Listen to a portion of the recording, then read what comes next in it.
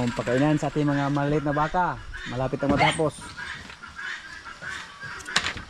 Plywood lang yung ginamit namin na sahig at saka dingding para madali lang. Hindi na kailangan ng tubular. Yan. Hindi na maubusan ng kumpay yung mga baka natin. Kasi medyo malaki na to mga kaprobinsya. Marami na ang laman to na kumpay. Marami nang mailagay na pier. Hindi na namin para sa bakin sa lisod. Balik yung lata sa. Balik kayo.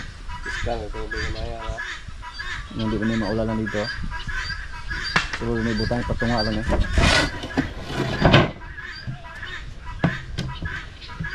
Bukas magamit na to. Napakadali lang. Yung tubo lang yung ginamit namin. Yung galing sa Iyongon. Malaki po yung pakinabang sa aming tubo. Para sa karosa. Para sa poste nating bako dyan. Tubo yung ginamit namin.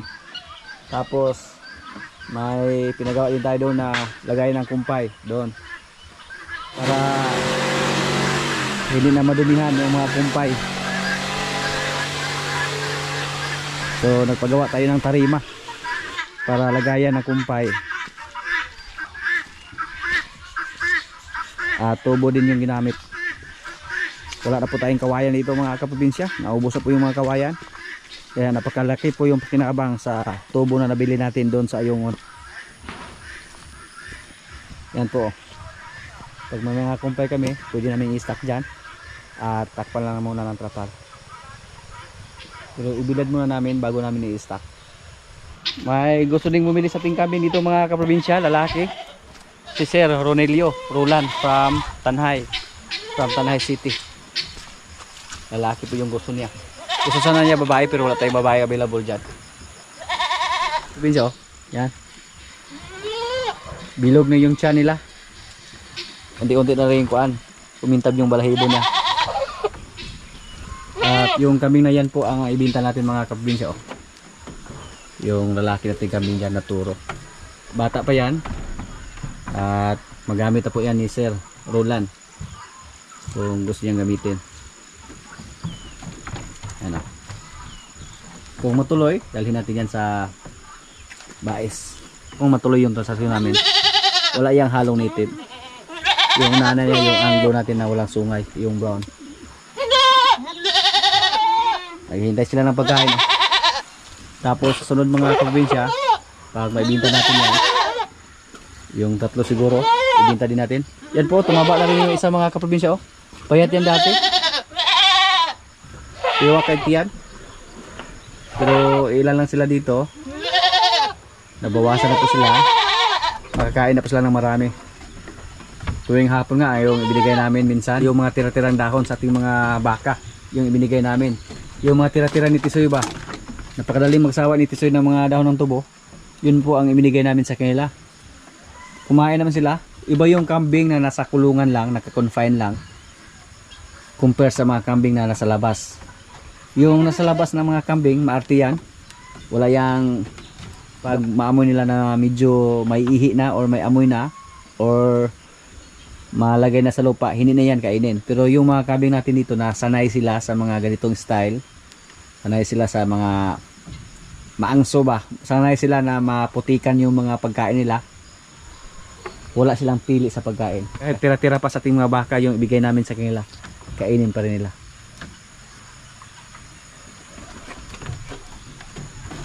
Yan po yung kambing natin.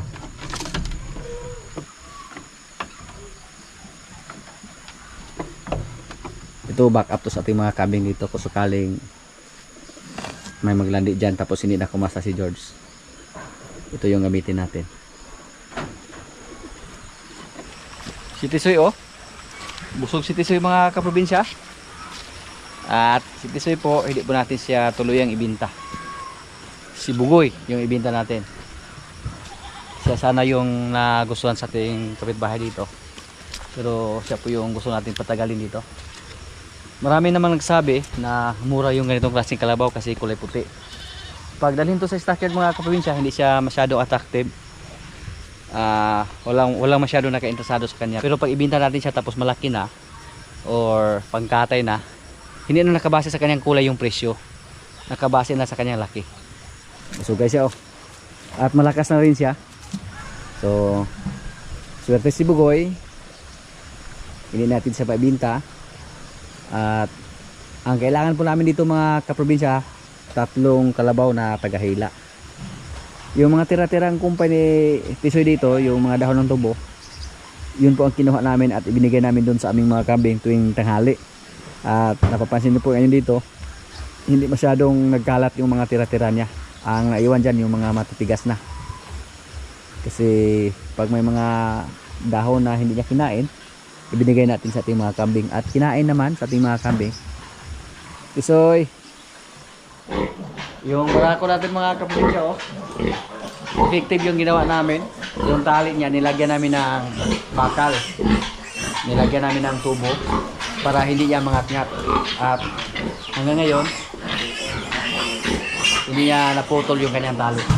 Hindi katulad nung una na napakadali lang maputol. Buti na lang ngayon, hindi rin niya nginat-ngat yung mga dinding natin dyan na kawayan. Nag-behave yung barako natin. Good boy. Good boy. Yung ating isang inahin, lipat na natin dito. Tapos yung mga malaga natin dito nilagay. Sa tingin po namin sa inahin dito mga kaprobinsya, mukhang ilan lang siguro yung kanyang biik. Hindi po malaki yung kanyang tiyan. Isang linggo siguro mula ngayon, mahanak na yan. Or hindi na umabot ng isang linggo. Bumalaw na yung mga biik niya sa loob. Wait.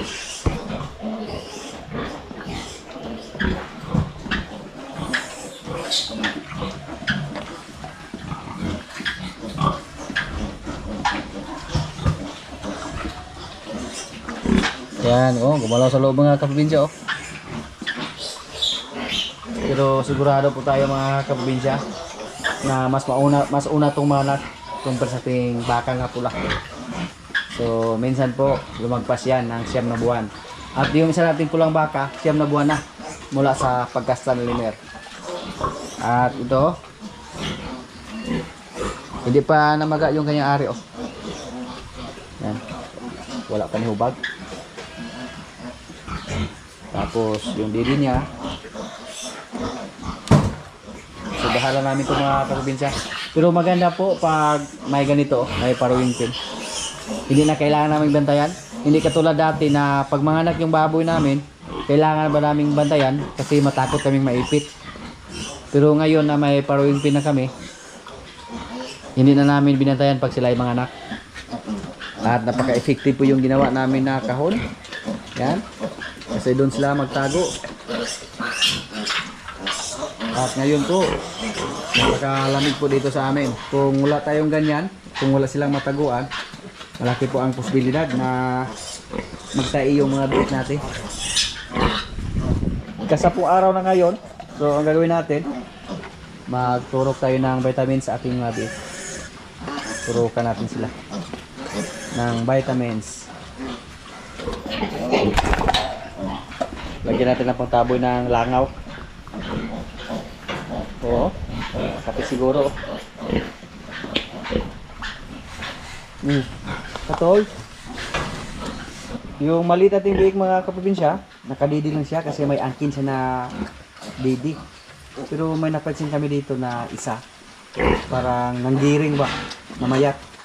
Hindi siguro siya makadidi. So, ang ginawa namin, pinadidi namin siya ng commercial na gatas. May nag-comment po na dapat iwalay din natin pagpadidi yung isa na maliit para makadidi siya ng marami.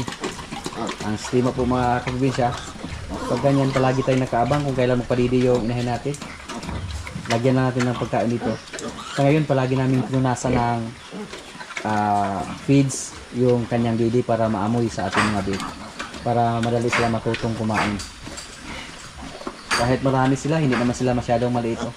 Kadalasan po mga kaprobinsya, pag marami yung mga biik, maliit lang. Katulad dati, Na-discourage tayo sa ating mga inahin. Kasi 4 lang yung kanyang anak, tapos maliit pa. Ang ginawa natin, ibininta natin yung ating inahin. Kwarta ligida yung. So ito po, tingnan nyo po. Marami pero mahaba yung katawan nito. So isa nating bigo. Mga mahaba yung kanilang katawan. Kasi yung barako na nakakasa dito sa ating biik, yan ang klase.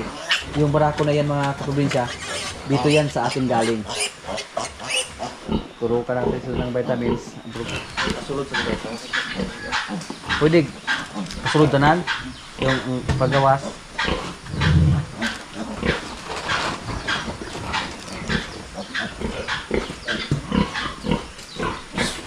Kasulod na.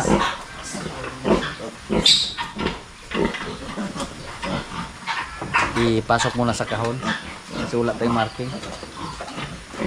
Tapos yung mga injika natin, yun po ang nasa labas.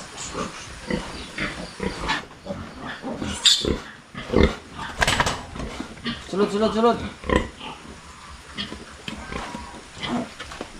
Salaman na. Punita laman na. Baryo karon dong. Baryo karon. Nakop to tilapia ato.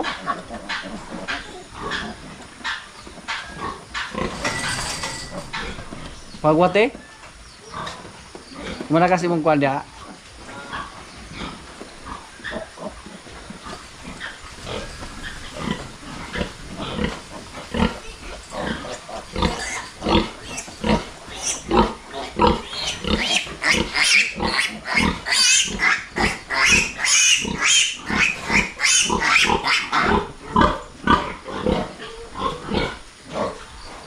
Mau bira deh kalau dong.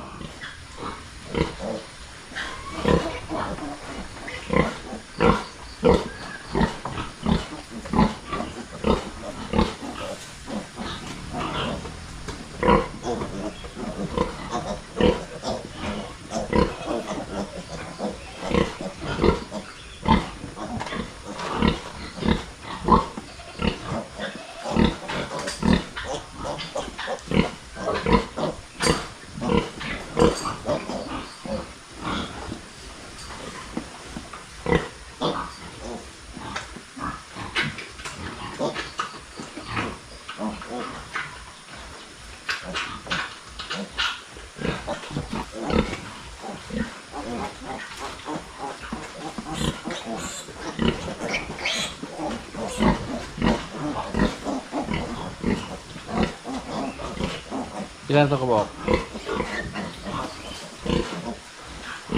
Ayo nih.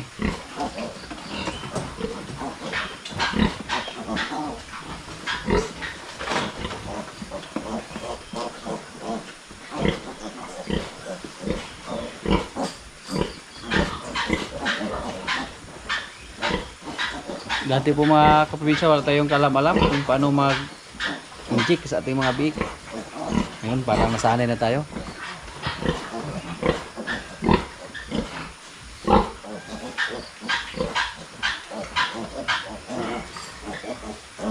Kahit yung pag-iay ng baboy, wala tayong kalam-alam dati. Wala tayong background. Napakalayo lang to sa kurso natin.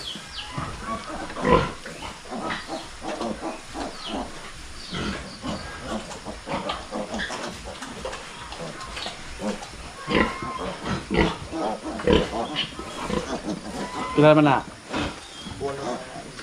Pila?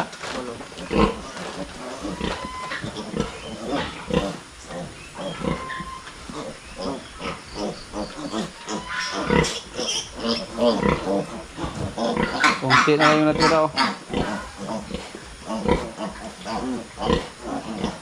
Kita sebelah dia tuh loh.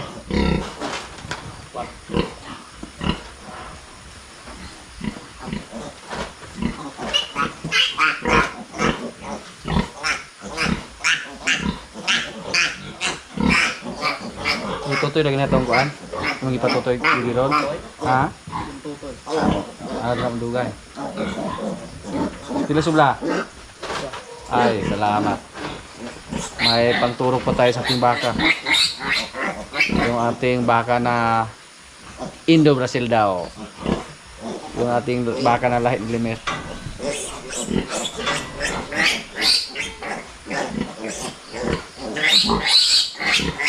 Yan. Thank you. Kasya lang yung aming mga kuwan. Yung mga alaga naming sisiw mga kaprobinsya, hindi pa namin pinakawalan dito. Yung mga sisiw ng ating pabo. Kasi palagi umuulan. Baka madali pa. Yung sisiw nating gansa, oh. Malaki na sila. Yan. Hello. Dago na. Napakabilis lang lumaki yung mga gansa. Yung nanay nila, oh. Pumunta dito. Wala dyan yung mga sisiw ninyo. Sisiw yan ng pabo at saka manok. Marami po tayong sisiw ng pabo. Yan. Meron pa din sa kabila.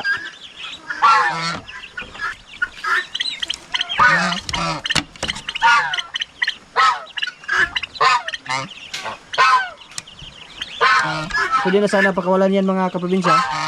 Ang problema lang, malamig yung panahon dito sa amin ngayon. Baka hindi pa sila makasurvive kung pakawalan natin sila. Yung baka natin dito mga kaprobinsya, oh. 3 na silang magbarkada, oh. Sumama na sa kanila yung maliit nating baka na Indo Brazil natin. Mahulog kayo dyan, ha? Yung Brahma natin mga kaprobinsya, oh. Napakagwapo din, napakaganda din, matangkad. Kinakain nila yung niyog natin. Yung isa Red Brahman. Mga maganda yung lahi nila. Red Brahman, White Brahman, Indo Brazil. Apo ni Basya. Wag yung ha. Bulihin yung baka namin. Makbo na yung isa doon, oh. Siya, oh. Gwapo. Napakabilis yung lumaki mga kaprobinsya. Isang buwan pa lang yan. Pero halos magkapareha na yung laki nila. Sumunod din yung isa. Kahilas. Hilas kayo. Tingin po natin mga kaprobinsya yung baka natin na lahi ni Limer. Pagdating niya ng mga isang buwan mukhang lumaki lang yan. Cute kayo ba? Pero mapurma naman yung katawan niya. Tingnan niyo po. 1 linggo pa lang siya pero sumama na siya sa ating mga baka dito. Oo. Baka gyud. Dili siya kanding. Pinahanap na siya ng nanay si Marimar. Tinawag na siya. Yung baka natin dito, tiis-tiis muna sila sa pakainan na maliit.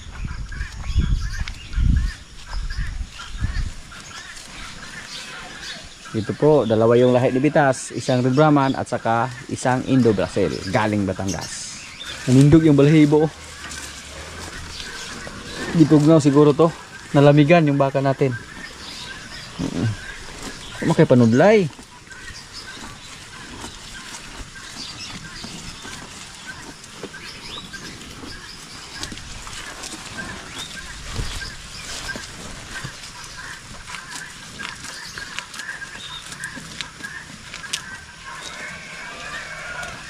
Binigyan na po ito ng kuan, Kupramil at saka feeds. Yung anak ni Bitang mga kaprobinsya, napakalakas lumili dito.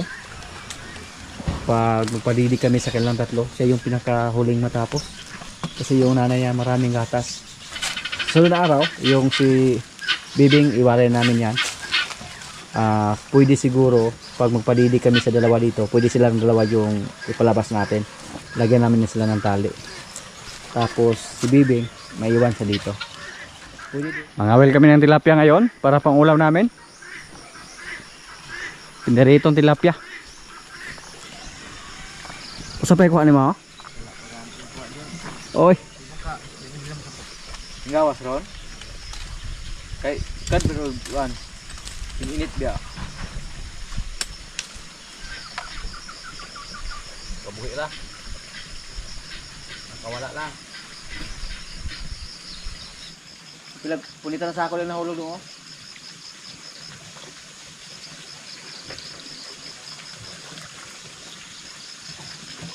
Oy. Kahungit na ni siya. Dami ng pagkaon kasi may nakuha.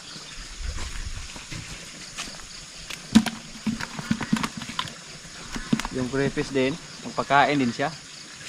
Siya yung kumain.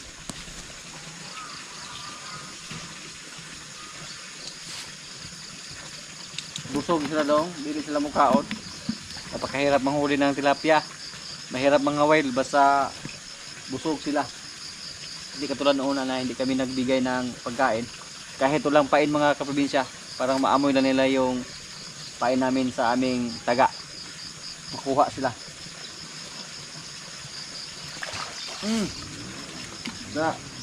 Good size. Ano, good size dong.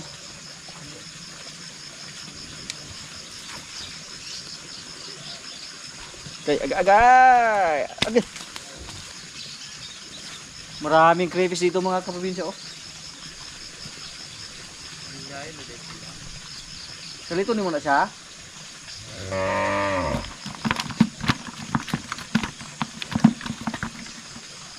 Pare-ari ba? Kalit ba pakalit?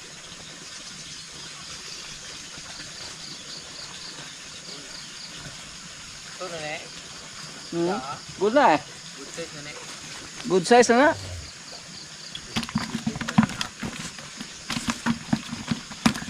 Kaon na na.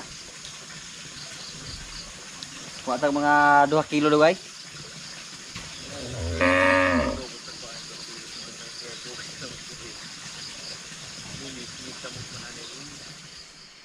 Mga kaprobinsya, kaya na po. Ito yung ulam namin.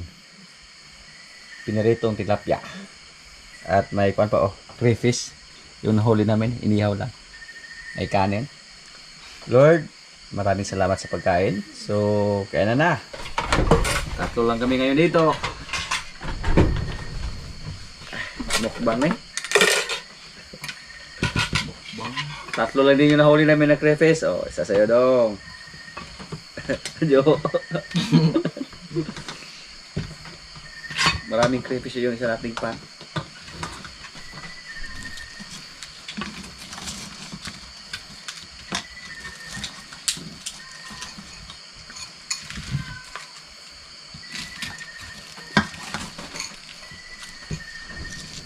Karong nayat na. Dami po ini hawlek nung ba oh. No?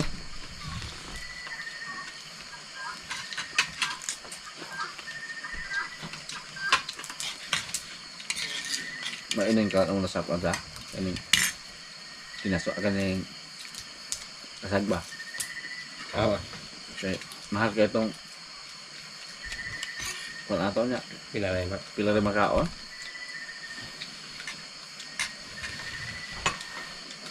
Kung ano tayo kita atong kuan kinaso nga dagko kayong anas tubig sa Ito sa kung ano, road ng mga daot. Ihahagay ito nila lang. Ay pangablaw. yung Ito kaya bang kung ang mga daot. Tulok. Sipak ka na sa blaw. dahang kayo pasilga kong puno oh.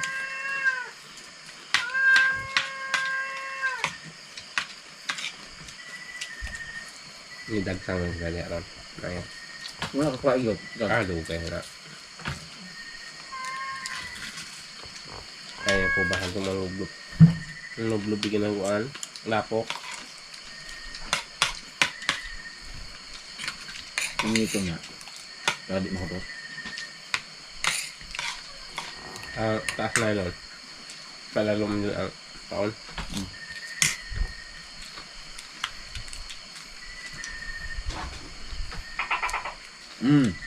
Yun na.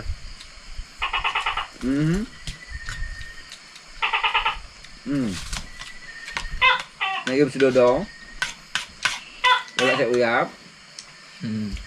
Naa. Nagsag wala. Naa. Wala. Naa. Kenaan mo na kayo uyap dong. Ya ahon. Ah. Nada.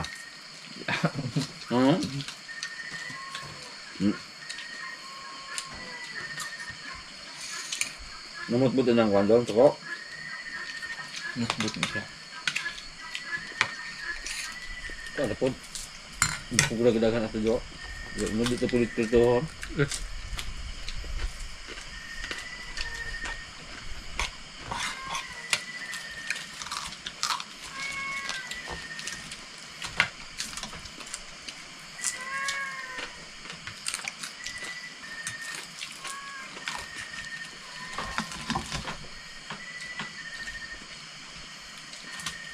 Wala magkakagawa sa?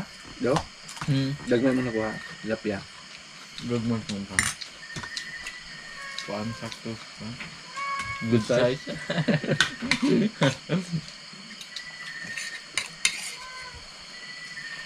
Ilo ko nung matikta. Sa puok. Ano mag-iula kay Di kuha na, siya. di naman si hagpat.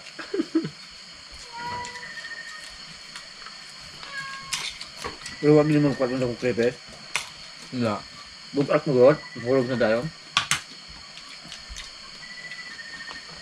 Nakuha kayo bukas ka na ata.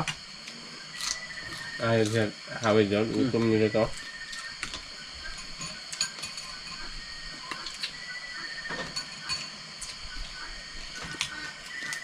Ito rin. Kasi ito okay lang. Ang naluto na ba? Nga magkadal ano yun? Nga magkadal ano na? Dalam ta ko ay ko. Tilapia yun ang kaya. Ito yung magkakaroon na lang. Sa?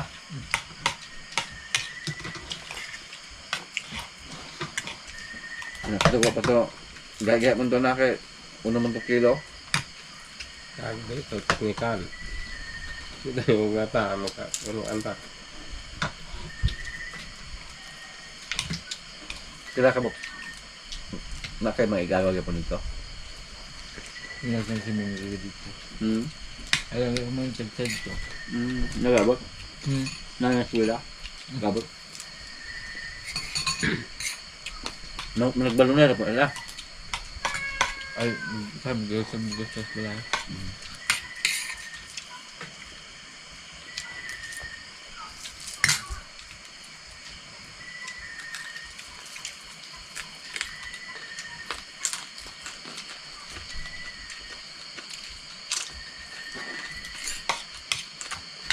Kaya nagkalag mga biilas ng hapon. Diyan po. Namin mo mga gagaw. Mga bahila. Bye. Okay, gagaw laki dahil. Nandiya. Wala. Wala yung sulat ng bukbok. Wala. Ay, terus ko tayo pang iba. Hindi sila. Kapan pa mo yung sarit? Kan ba sa tuwig? Up.